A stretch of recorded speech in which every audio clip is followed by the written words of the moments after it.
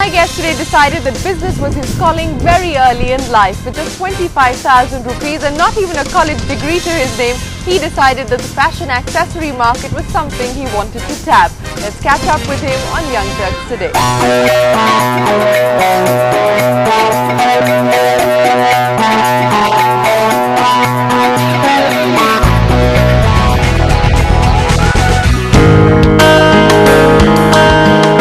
Age is a state of mind and learning on the job is better than a B-school education. That sums up Sunny Bhatia's philosophy. At 23, this young entrepreneur decided being an employer and not an employee was his dream. He decided to capitalize on the West's fascination for Indian handicraft and zeroed in on the fashion accessory business. He launched Colorcraft, a company that caters largely to the export market. From bags, jewelry, belts and other knickknacks, Sunny has tied up with several international retailers. Getting into the domestic retail business is also on the cards. And being part of the internet generation has driven him to launch a B2B portal called IndianFashionShop.com.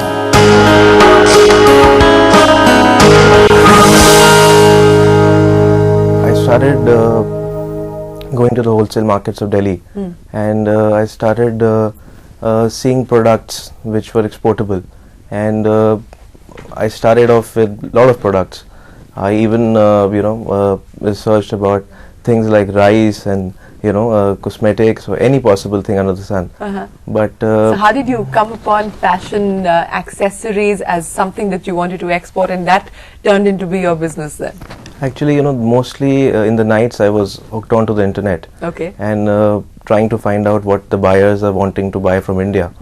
And during these days I found out that a lot of buyers were keen on buying fashion accessories from India. Okay. And that's how I thought this is the right product to go about, and that's how I started researching about that line. Alright, so we have a website now, IndianShop.com, and That's we right. also have a company called Colorcraft, and you launched both these things together in 2003 with just 25,000 rupees, is that right? That's right. So was this borrowed money from your dad? No, it was borrowed money.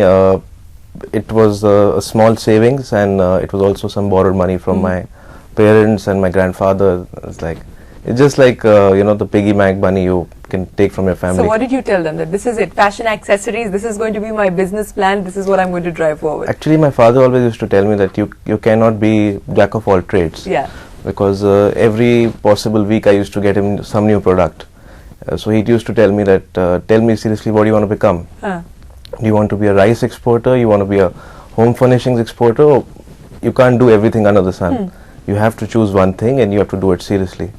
And the first order which I did was for a lady based in New York. So have you also developed a sense of style, a sense of what works internationally, what doesn't work, what kind of color, Yes, definitely. what kind of I think your foreign buyers definitely help you a lot. What comes to India is already what the feedback we get from the international buyers, and every season we get in the flavors of the fashion in advance.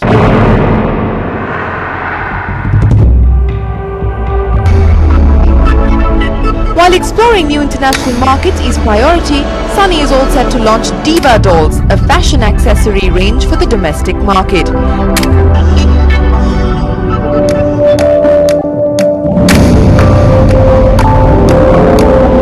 Diva Doll outlets will roll out in Delhi and Gurgaon as early as next month. Priced attractively, this range will cater to the booming teen market as well as young working women.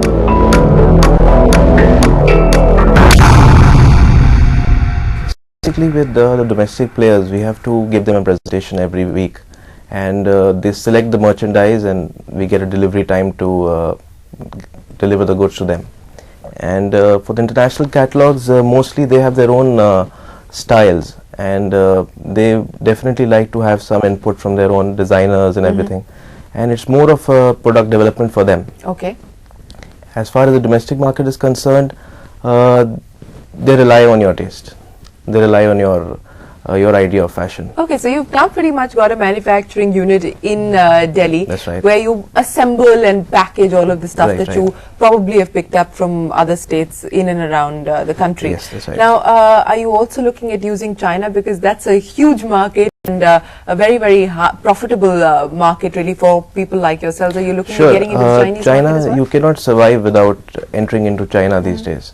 And China is very, very price competitive, and the quality is quite good. So have you been visiting China and scouting through the wholesale markets there as well? I plan to visit China soon, but I definitely believe a lot in my country. And I feel that India has the potential to beat China one day in fashion accessories. Because fashion accessories is a handicraft-based business.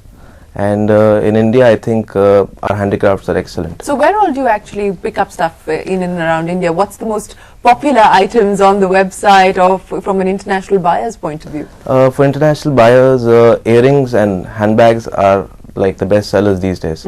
And handbags, mostly evening bags. Okay. So do you also now have a set of designers who work with you and help out with the design process? Yes, or do I you do. rely on the international designers to give you their designs? We rely on the international designers too, and my wife is also a designer. Okay. And she just passed off from NIFT. Uh-huh. So we work together, and that's how we get the designs done. Okay. So it's a mix of the feedback from the international buyers as well as our own ideas. I believe you started off with one employee in a rented room. Yes. What's the size of the company at this point in time? How soon do you plan to expand? We plan to expand very soon, in fact. And we're about to shift our office next month. And we plan to have a big setup, a big production facility, and as well as a internet marketing division, as well as a quality control.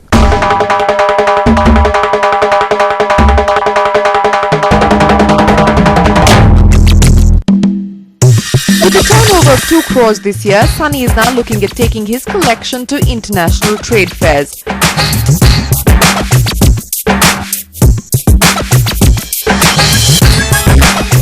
While Colorcraft sources most of its raw materials from India, he is all set to explore the booming and very competitive Chinese wholesale markets.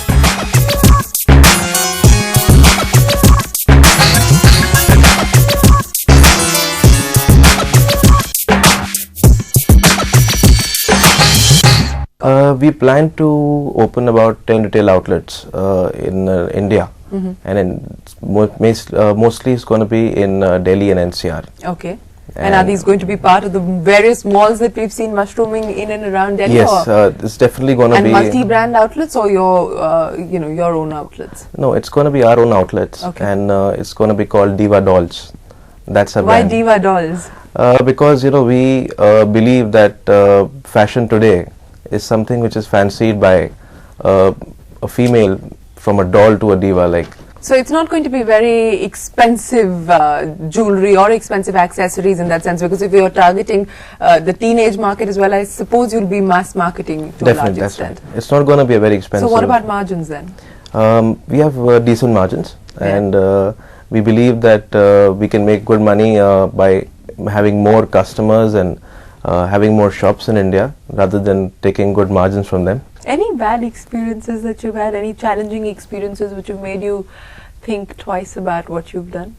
Yes, initially definitely it's a struggle, and you have doubts initially, but I think as What soon, kind of doubts did you have? like every normal day would end at around 4 in the morning, and That's because you were making international calls. yes, international emails, and like we were like almost, I was emailing 200 people